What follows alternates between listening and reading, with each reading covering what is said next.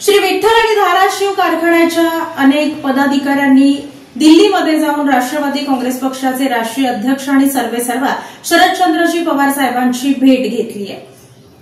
दिल्ली येथे देशाचे नेते राष्ट्रवादी काँग्रेस शरदचंद्र पवार पक्षाचे खासदार शरदचंद्र पवार यांची पंढरपूर येथील श्री विठ्ठल सहकारी साखर कारखाना व धाराशिव साखर कारखाना यांच्या संचालक मंडळांनी सदिच्छा भेट घेतली। यावेळी सोलापूर जिल्ह्यातील सर्वांगीण विषयांवर सखोल चर्चा करण्यात आली।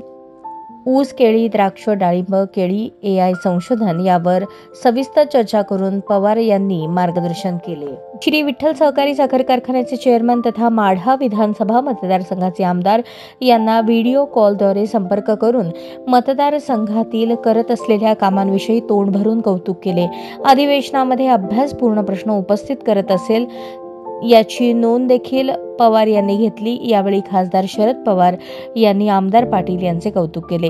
यावेळी दिनकर चव्हाण, संभाजी भोसले, दशरथ जाधव, सुरेश भुसे, अशोक तोंडले, अशोक घाडगे, सीताराम गवळी, कालिदास साळुंखे, दत्तात्रय नरसाळे, नवनाथ नाईक नवरे, धनंजय काळे, साहेबराव नागणे, बाळासाहेब हाके, जनक भोसले, सिद्धेश्वर बनगर, विठ्ठल रणदिवे, प्रवीण कोळेकर, सचिन वाघाटे, सचिन पाटील, उमेश मोरे, भागवत चौगुले, सुरेश सावंत, संदीप खारे, संजय खरात यांनी भेट घेतली।